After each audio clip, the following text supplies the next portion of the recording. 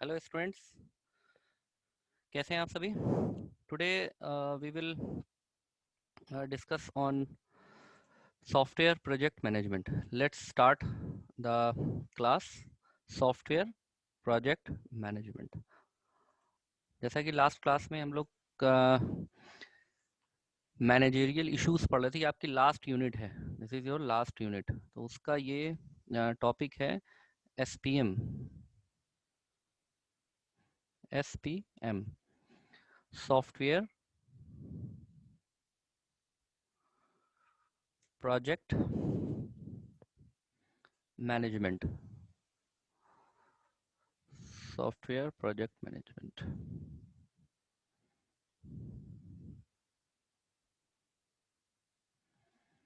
This is our last topic, SPM, last unit, sorry, not last topic. Software project management is what? Management means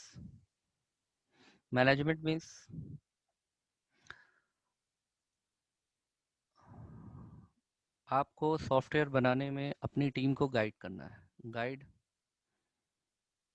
your team while developing the software. Guide your team while developing software. जब आप software बना रहे हैं तो आपको अपनी team को guide करना है। Always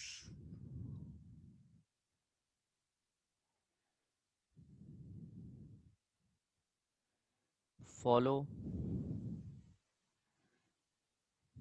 the events. जो भी इवेंट्स हैं, whether it is related to designing और कोडिंग और टेस्टिंग और planning, anything, follow the events. Prepare progress report. आपको प्रोग्रेस रिपोर्ट को प्रिपेयर करना है। Prepare progress report. Progress report का मतलब है कि सॉफ्टवेयर कितना बन गया है, कितना बचा है, कौन कौन टीम पर है। ठीक है। Assign task to potential team. Potential team का मतलब होता है, आपको जैसे डिजाइनिंग का टास्क है तो आप जो टीम डिजाइनिंग में माहिर होगी, डिजाइनिंग में एक्सपर्टीज होगी, उसी को आपको असाइन करना है प्रोजेक्ट अपना, जो भी आपके टास्क हैं। तो assign task to potential team.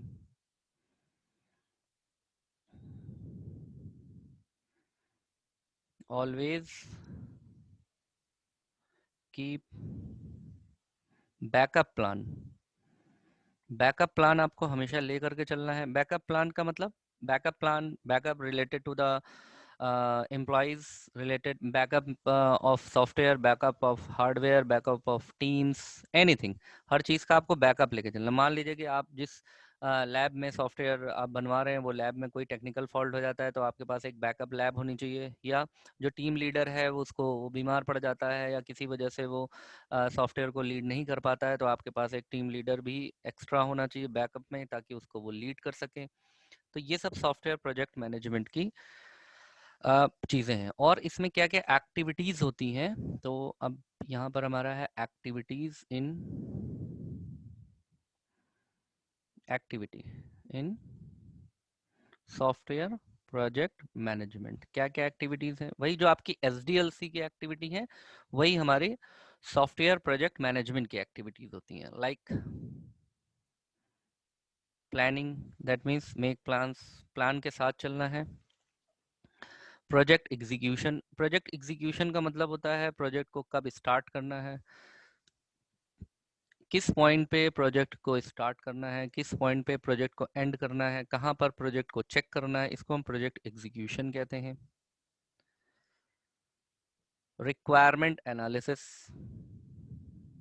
Perform करना है। Always do the analysis means detail study of each and every requirement, detail studies. Architectural architecture design. Architecture design का मतलब क्या होता है? Proper designing of input, process, output, the reports. Proper designing of, यहाँ पर आप लिख सकते हैं input, output, process, reports and so on, results. ठीक है। And detail design. Detail design का मतलब होता है कि जैसे मान लीजिए कि आप एक सॉफ्टवेयर बना रहे हैं, उसमें बिलिंग का है, स्टॉक का डिज़ाइन करना है, आपने बिल बिल डिज़ाइन करा, स्टॉक डिज़ाइन करा, ठीक है। तो अलग अलग हर मॉड्यूल की डिज़ाइनिंग, डिटेल डिज़ाइनिंग मतलब ईच मॉड्यूल, हर मॉड्यूल को, हर प्रोग्राम को आपको इंडिविजुअली डिज़ाइन करना है। Code and test. Code and test का मतलब क्या होता है, आप प्रोग्रामर, जो प्रोग्रामिंग टीम है वो कोडिंग लिखेगी और उसको टेस्ट करेगी। ये किस लिए होता है? परफेक्शन के लिए, फॉर परफेक्शन। जितनी बार आप किसी भी चीज़ को टेस्ट करेंगे वो उतनी ही परफेक्ट होती चली जाएगी। इंटीग्रेशन, ये सब इवेंट्स हैं इन सॉफ्टवेयर प्रोजेक्ट मैनेजमेंट। इंटीग्रेशन का मतलब होता है कि जैसे सॉफ्टवेयर आपका, इंटीग्रेशन मीन्स क्या होता है? इंटीग्रेशन का मतलब होता है कि सॉफ्टवेयर में आपने कई सारे मॉड्यूल्स बना रखे हैं, ठीक है।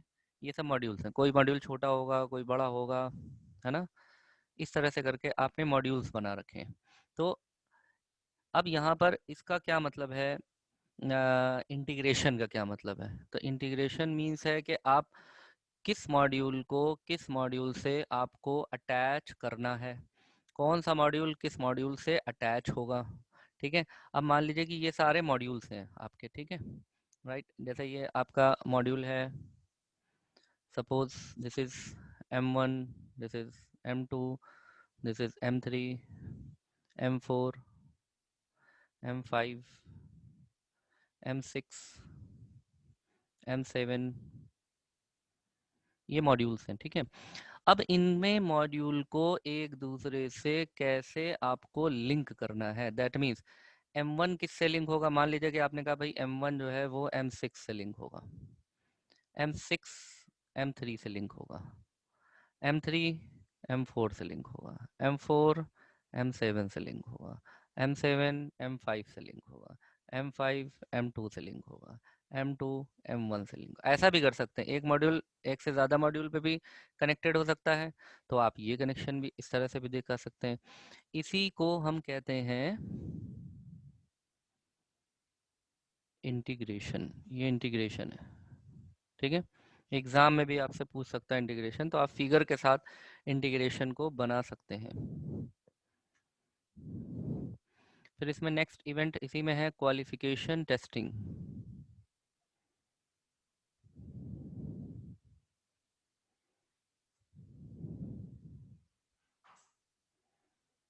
क्वालिफिकेशन टेस्टिंग का मतलब है कि आपने जो भी सॉफ्टवेयर बनाया है वो आपके इनपुट्स को, आउटपुट्स को टेस्ट कर रहा है, जो जिस इनपुट के लिए या जिस प्रोसेस के लिए आपने बनाया है वो आपको अचीव हो रहा है, that means goal is achieved, goal achieve हो रहा है, क्वालिफिकेशन टेस्टिंग कहते हैं। मतलब जैसे मॉड्यूल 1 है वो उसको जिस पर्पस के लिए बनाया गया था, यानी कि हर मॉड्यूल का, जो भी मॉड्यूल है उसका एक पर्पस होगा, क्या वो पर्पस पे खरा उतर रहा है, क्या वो पर्पस को मीट कर रहा है। अगर वो पर्पस, कोई भी मॉड्यूल पर्पस को मीट कर रहा है,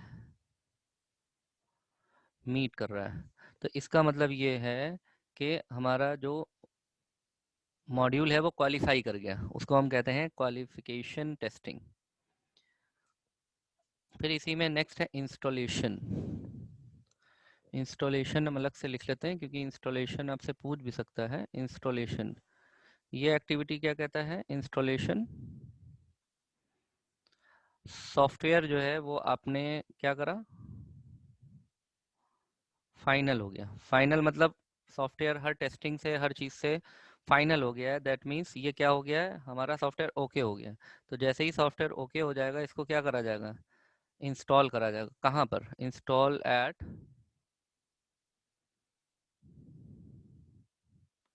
eight customer site, customer site पर इसको इंस्टॉल कर दिया जाएगा, इसी को हम कहते हैं इंस्टॉलेशन, ठीक है।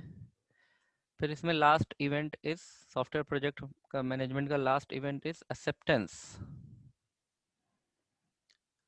एक्सेप्टेंस क्या है? एक्सेप्टेंस मतलब होता है कि आपके सॉफ्टवेयर को कस्टमर ने एक्सेप्ट कर लिया, दैट मीन्स आपका, मान लीजिए कि ये पूरा आपका सॉफ्टवेयर है, ठीक है। ये आपने जो सॉफ्टवेयर आपने जो बनाया है, जो आपने सॉफ्टवेयर इंस्टॉल करा है, ठीक है, ये सॉफ्टवेयर आपने इंस्टॉल कर दिया। अब इस सॉफ्टवेयर को क्या करेगा कहाँ पे इंस्टॉल करा है? ये आपकी है, मान लेते हैं कि ये आप भाई इंस्टॉल कहाँ करेंगे? कस्टमर साइट पे। ये कस्टमर साइट है, ठीक है। अब क्या हो रहा है कि इसको यूज़र 1, यूज़र 2, यूज़र 3 यानी ऑर्गेनाइजेशन में काम करने वाले यूज़र इस सॉफ्टवेयर को क्या करेंगे? यूज़ करेंगे, यूज़ कर रहे हैं, ये सभी इसको यूज़ कर रहे हैं सॉफ्टवेयर को, they are using the software. और ये सभी जितने भी यूज़र इसको यूज़ कर रहे हैं, they all are satisfied, that means कि उन्होंने सॉफ्टवेयर को क्या कर लिया है? सॉफ्टवेयर को एक्सेप्ट कर लिया, that means they are working comfortably, comfortably work कर रहे हैं। अगर नहीं कर रहे हैं कंफर्टेबली, इसका मतलब सॉफ्टवेयर एक्सेप्टेंस नहीं हुआ है, उसमें कोई कमी है, उस कमी को दूर करा जाएगा, देखा जाएगा, ठीक है।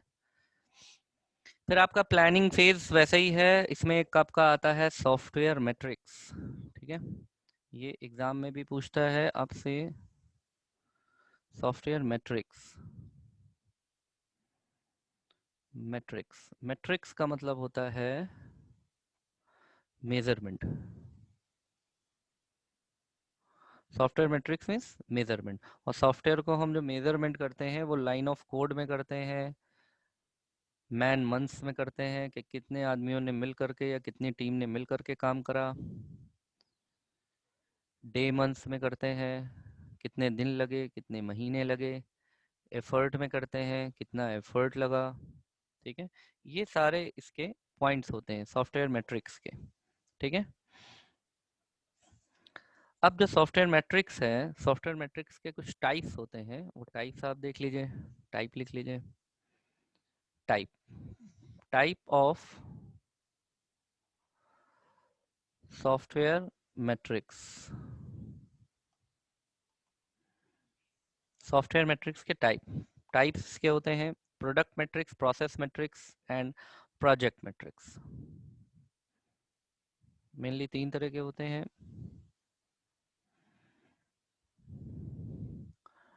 प्रोडक्ट मैट्रिक्स,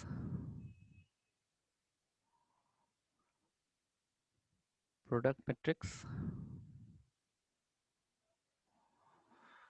प्रोसेस मैट्रिक्स और फाइनली प्रोजेक्ट मैट्रिक्स, ठीक है। ये मैट्रिक्स होते हैं, इसमें सॉफ्टवेयर का साइज है, लाइन ऑफ कोड है, ठीक है, ये सारी चीज़ें इसमें मेजर होती हैं। और प्रोसेस मैट्रिक्स में एफर्ट्स होते हैं, और प्रोजेक्ट मैट्रिक्स में इसके एक्सेप्टेंस को मेजर करा जाता है। ये आपका है प्रोजेक्ट मैट्रिक्स, ठीक है ना। फिर आपके इसमें है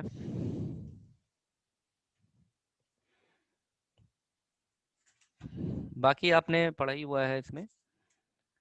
और इसमें एक आता है आपका प्रोजेक्ट एस्टिमेशन या कॉस्ट एस्टिमेशन। इसमें होता है, एक टर्म यूज होता है प्रोजेक्ट एस्टिमेशन। प्रोजेक्ट एस्टिमेशन का मतलब होता है, जैसे एस्टिमेट लगाना होता है ना कि कॉस्ट क्या है प्रोजेक्ट को बनाने में, software cost, cost of software development, cost of software development, ठीक है। इसमें जो है आप एक फिगर ड्रॉ कर लीजिए,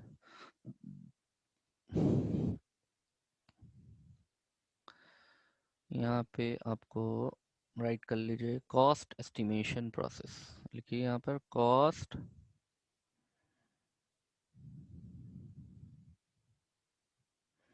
एस्टिमेशन प्रोसेस, ठीक है। अब इसमें क्या होता है, कॉस्ट एस्टिमेशन प्रोसेस में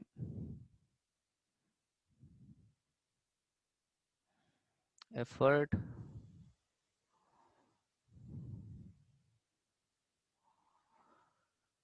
हार्डवेयर कॉस्ट, ट्रैवल एक्सपेंस, ये सब जोड़ा जाएगा ना, कॉस्टिंग करी जाएगी, ट्रैवल एक्सपेंस, ट्रेनिंग कॉस्ट,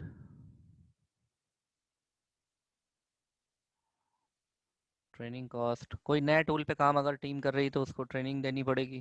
जैसे मान लीजिए टीम को सी आता है, अब आप प्रोजेक्ट आपने लिया C++ पे, तो आपको अपनी टीम को ट्रेंड करना होगा, उसमें भी कॉस्ट लगेगी, वो कॉस्ट भी हम सॉफ्टवेयर कॉस्ट में जोड़ेंगे। ठीक है।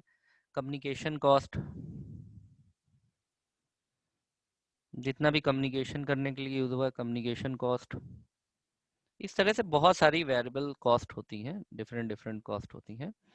तो यहाँ पर हमने कहा एफर्ट की कॉस्ट, कितना एफर्ट लगा, मेहनत की कॉस्ट जोड़ोगे ना आप, ट्रैवल कॉस्ट है, ट्रेनिंग कॉस्ट है एंड अदर कॉस्ट, ये मिल करके फाइनली जब इसको हम कैलकुलेट करते हैं तो फाइनली हमें क्या मिलता है, फाइनली मिलेगा प्रोजेक्ट कॉस्ट। अब प्रोजेक्ट कॉस्ट आ गया। अब जाहिर सी बात है, जब आप क्लाइंट को बताएंगे तो जितनी आपकी कॉस्ट लगने वाली है वो नहीं बताएंगे, उससे बढ़ा के बताएंगे, तभी तो प्रॉफिट आएगा। तो प्रॉफिट कैसे निकालते हैं कि जैसे किसी भी चीज़ का आपको प्रॉफिट निकालना है, तो प्रॉफिट कैसे आता है, जो भी आपने प्रोडक्ट का, जो आपके प्रोडक्ट का प्राइस है, प्राइस माइनस कॉस्ट, तो हमेशा प्राइस ज़्यादा होगा, कॉस्ट कम होगी। तो प्राइस जैसे मान लीजिए आपने 10 रुपये रखा और कास्ट आपकी 8 रुपये थी, तो आपका प्रॉफिट हुआ 2 रुपये या 2 यूनिट्स। तो इसी तरह से कॉस्ट है। अब मान लीजिए कॉस्ट आपकी आ रही है 2 lakhs, तो आपने बता दिया, जो क्लाइंट है आपको, आपने 2 lakhs आपकी कॉस्ट आ रही है, तो आपने जो प्रोजेक्ट का यानी कि सॉफ्टवेयर बनाने की जो कॉस्ट रखी है, डेवलपमेंट कॉस्ट, तो जो डेवलपमेंट आपने कॉस्ट रखी है वो आप उसको बताएंगे कि भाई हमारा 2.5 lakhs इसमें खर्चा है। तो थोड़ा सा नेगोशिएशन होगा तो आप 2.4 लेंगे या 2.3। तो मान लिया आपने 2.3 पे फाइनल डील कर ली, तो अब इसमें 30,000 हमारा बच जाएगा। तो ये, अब भाई कोई भी प्रोजेक्ट है, आप जो भी सॉफ्टवेयर बना रहे हैं, किसी ना किसी फायदे के लिए तो बनाएंगे। ठीक है, समाज कल्याण तो करना नहीं है कि सॉफ्टवेयर कंपनीज जितनी भी गूगल है, एप्पल है, इन्फोसिस है या TCS है, ये समाज कल्याण में सॉफ्टवेयर बना रहे हैं, इनको प्रोजेक्ट मिलता है और ये सॉफ्टवेयर बनाते हैं, उसमें फ़ायदा होता है, तभी तो वो अपने एम्प्लॉय को सैलरी या जो इंफ्रास्ट्रक्चर कॉस्ट वगैरह तभी तो निकलेगी। तो इस तरह से ये सब कॉस्ट कैलकुलेट करी जाती हैं, इसी को हम प्रोजेक्ट कॉस्ट कहते हैं। ठीक है। इसमें कई सारी आपकी एल्गोरिदम्स हैं, कुछ छोटी छोटी हैं, वो आपको पढ़ना नहीं है, अगर आपको पढ़ना हो तो आप देवेंद्र सर से वो एल्गोरिदम्स आप पढ़ सकते हैं। बाकी इसमें आपका कोई ऐसा खास कुछ बचा नहीं है। और क्या है, सॉफ्टवेयर शेड्यूलिंग, प्रोजेक्ट शेड्यूलिंग देख लीजिए, ये इम्पोर्टेंट है। प्रोजेक्ट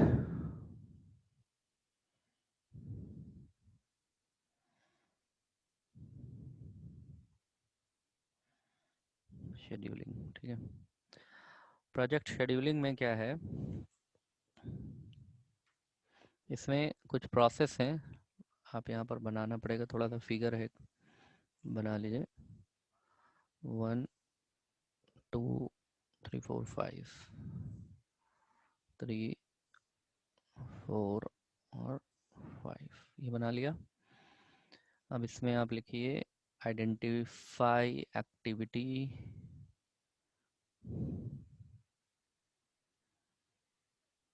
ये वो है आपका जो प्रोजेक्ट शेड्यूलिंग प्रोसेस है, ये identify, identify activities,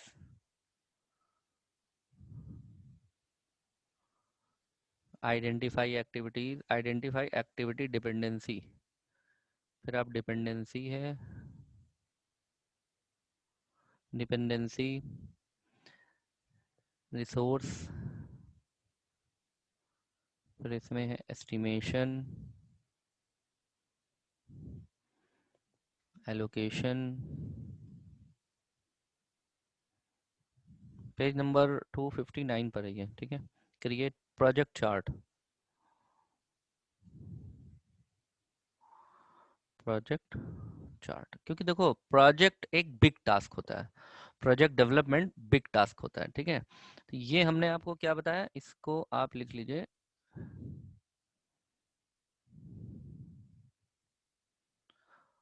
project scheduling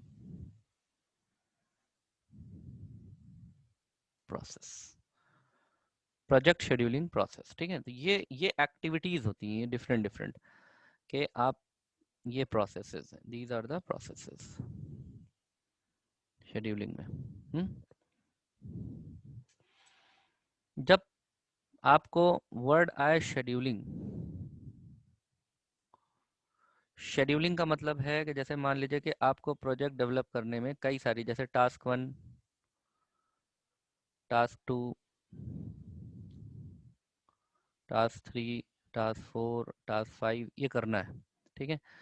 तो कौन सी टास्क को करने में कितना टाइम लगेगा, और ये टाइम किस में होना चाहिए, ये टाइम होना चाहिए डेज में या वीक में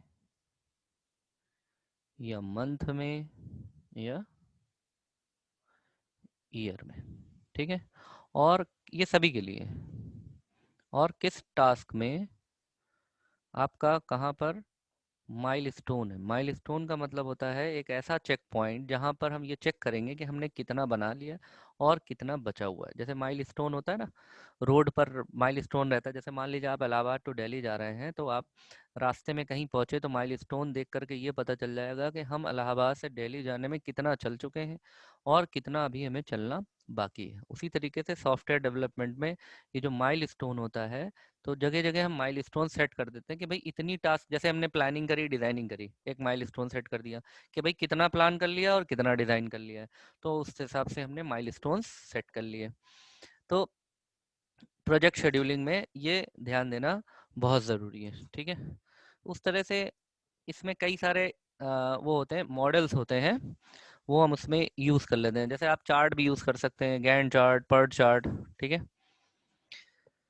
जैसे इसमें एक हम लोग यूज़ करते हैं प्रोजेक्ट शेड्यूलिंग में, वर्क ब्रेकडाउन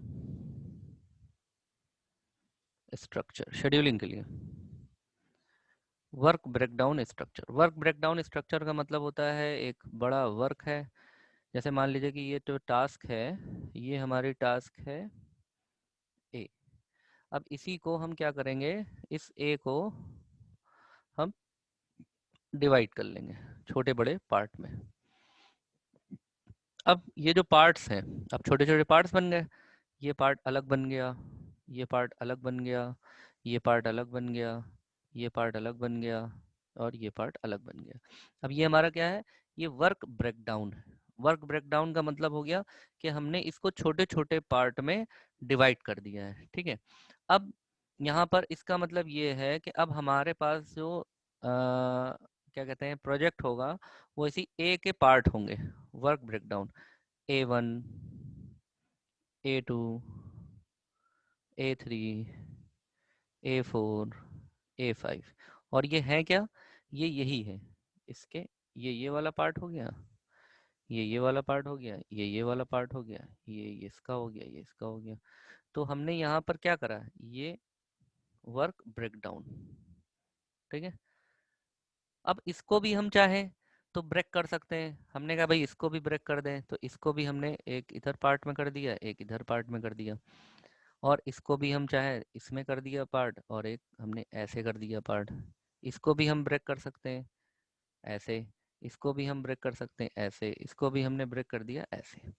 अब ये हमारे वर्क ब्रेकडाउन, इसको भी हमने देखिए अलग अलग जो है हमने इसको ब्रेक कर दिया, ठीक है। ये हमने अलग अलग डिफरेंट डिफरेंट ये दिखा रहा है, शो कर रहा है कि हमने अलग अलग टुकड़ों में इसको डिवाइड कर दिया है। तो इससे ये होगा कि हमें कितना टास्क परफॉर्म करना है, किस मॉड्यूल का कितना पार्ट परफॉर्म करना है, ठीक है। ये हमको इससे क्लियर हो जाता है। यहाँ पर देखिए हमने ये बना दिया एक। अब आप इससे ये अंदाज़ा लगा सकते हैं, अब जैसे यहाँ पर है इसके टास्क, अब ये अगर इसको आप ध्यान से देखेंगे ये वाले को, तो इसमें 3 टास्क हैं, ध्यान से देखिए। ए, ये A4 है ना, तो A4.1, A4.2, 3 टास्क हैं, और A4.3, 1, 2, 3, ठीक है। ये वाला देखेंगे अगर आप ध्यान से, इसको देखिए, ये क्या है, ये जो टास्क टूटा है, इस टास्क को हम ऐसे कह सकते हैं, ये 2 पार्ट में टूटा है।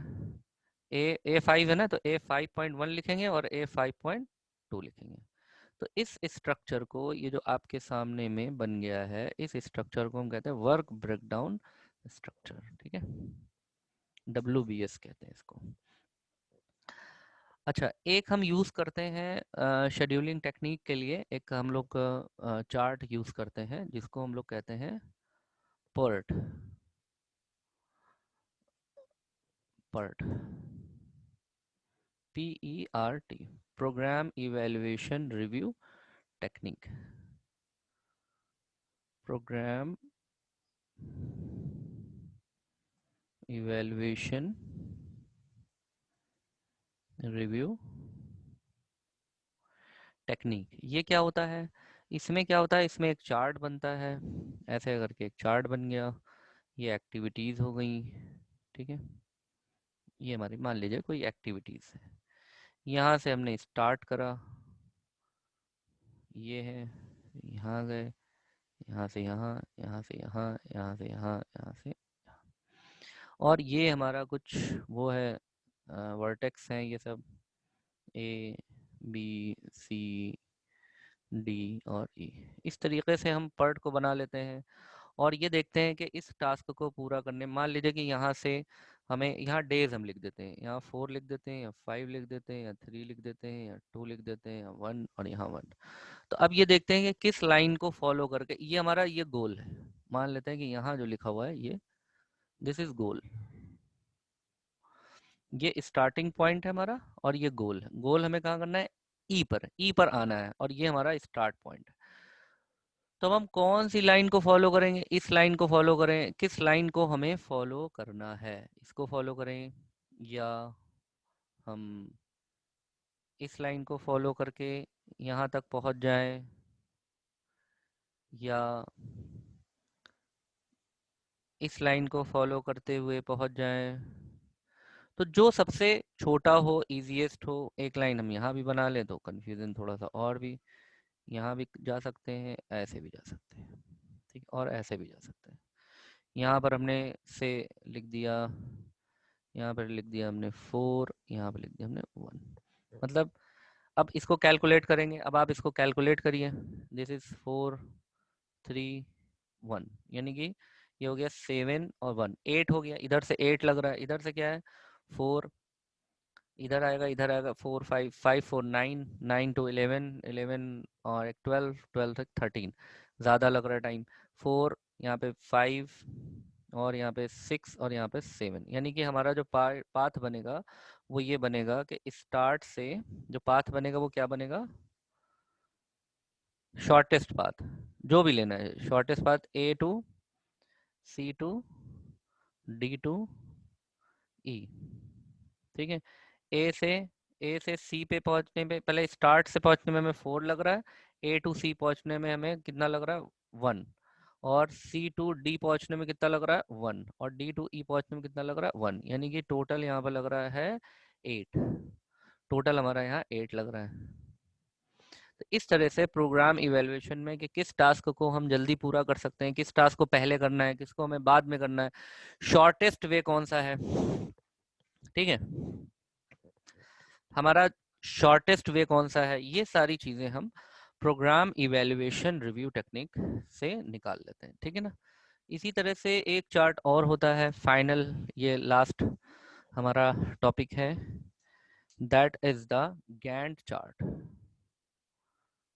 ये सब आप सॉफ्टवेयर इंजीनियरिंग में हो सकता है पढ़ चुके हो। गैंट चार्ट, गैंट चार्ट क्या है?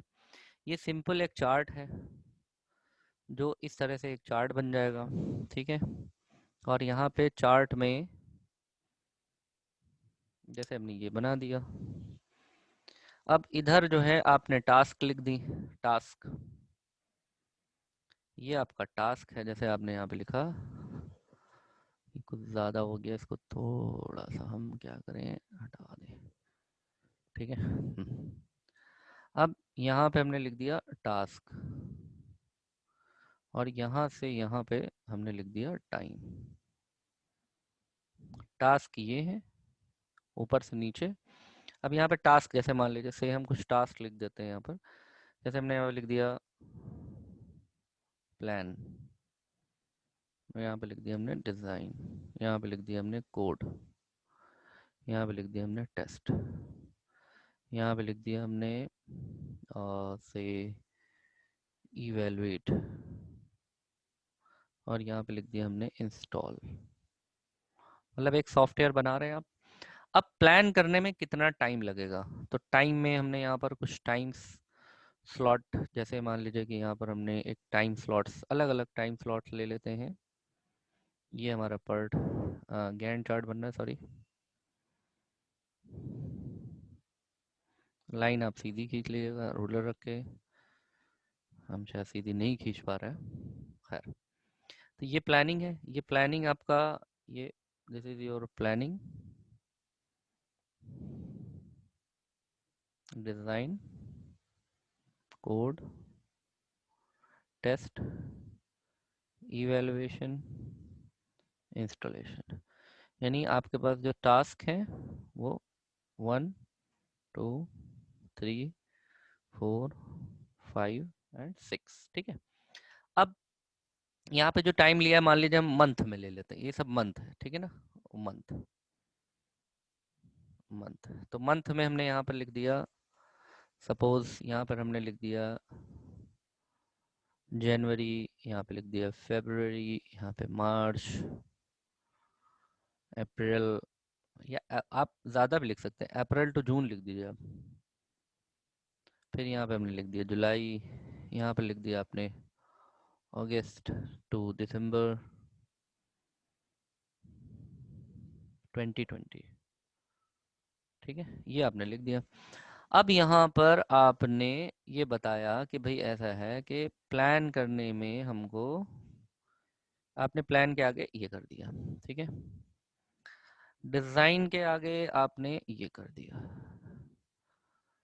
यहाँ पे आपने कोड के आगे आपने ये कर दिया, टेस्ट में आपने ये करा, इवैल्यूएशन में आपने यहाँ पर भी इवैल्यूएशन करा, यहाँ पर भी इवैल्यूएशन कर दिया, और यहाँ पर भी इवैल्यूएशन कर दिया। इंस्टॉलेशन में यहाँ पे लास्ट में आपने इंस्टॉलेशन कर दिया, ठीक है। फिर आपने यहाँ पर माइलस्टोन भी सेट कर दिया, यहाँ पर हमने कहा माइलस्टोन, यानी कि ये ऐसे कर कुछ एक बना दिया माइलस्टोन, ठीक है। माइलस्टोन के कलर को थोड़ा चेंज कर लेते हैं तो समझ में आ जाएगा हमको माइलस्टोन भी, ये माइलस्टोन्स क्या है, ठीक है। ये माइलस्टोन्स हो गए। अब यहाँ पर ये जो इंडिकेशंस हैं ये हमारा शो कर रहा है कि आप प्लानिंग को करने में कितना टाइम लगेगा, जनवरी। और डिज़ाइनिंग कब से कब तक करेंगे, फेब्रुअरी टू मार्च में डिज़ाइनिंग होगी। और दिस इज आवर माइलस्टोन, ये हमारा माइलस्टोन, माइलस्टोन यानी कि यहाँ पर जब हम पहुंचेंगे, दैट मीन्स जब प्लानिंग के एंड में पहुंचेंगे तो एक माइलस्टोन है, यानी हम अपना चेक करेंगे कि हमको इसमें कितना सही प्लानिंग करी है, चेक कर लेंगे। एक तो माइलस्टोन मतलब चेक, एक यहाँ पे माइलस्टोन लगा हुआ है, एक माइलस्टोन यहाँ पे लगा हुआ है। इस तरह से हम कहीं पर भी, जैसे यहाँ पर अगर हमें देखना है तो ये देखेंगे तो क्या दिखाई पड़ रहा है, मतलब इवेल्युएशन फेज हमने अप्रैल से जून में करी, एक इवेल्युएशन फेज हमने फरवरी में भी करी, एक इवेल्युएशन फेज यहाँ पर दिख रहा है कि हमने जुलाई के थोड़ा सा आगे से शुरू करी, क्योंकि ये थोड़ा आगे निकल गया है, तो जुलाई से अगस्त दिसंबर तक करी। इस तरह से हम पूरा, तो इसको हम गैंट चार्ट कहते हैं, जो कि टाइम, अब यहाँ पे टाइम आप, जैसे आप quarterly, Q1 Q2 Q3 Q4 Q5 भी लिख सकते हैं आप, यानी कि 3 3 महीने का भी ले सकते हैं आप क्वार्टर कर लीजिए, Q1 Q2 Q3 Q4 Q5 ऐसे करके भी कर सकते हैं, या आप यहाँ पे ऐसे भी लिख सकते हैं, डेज, 10 डेज, फिर आप डे लिख सकते हैं यहाँ पे 20 डेज, ऐसे डेज में भी लिख सकते हैं, तो डेज में भी, मंथ्स में और ईयर में कैसे भी आप लिख सकते हैं। This is all about your Gantt chart, and this is the last topic of system analysis and designing, ठीक है। बाकी सॉफ्टवेयर क्वालिटी एश्योरेंस वगैरह हम लोग ये सब पढ़ चुके हैं, ठीक है। इसमें आपके कुछ क्वेश्चंस पेपर हैं, क्वेश्चन पेपर में जो भी क्वेश्चन सॉल्व करने की जो बात है, वो अगर आपको क्या कहते हैं, क्वेश्चंस वगैरह अगर आपको पूछना हो तो आप हमको व्हाट्सएप कर लीजिएगा या कॉल कर लीजिएगा, 9 कलर ब्लैक ले लेते हैं, समझ में आ जाएगा। 9335070556 हमको इस नंबर पे आप कॉल कर लीजिएगा, ठीक है। चलिए दैट्स इट, थैंक यू।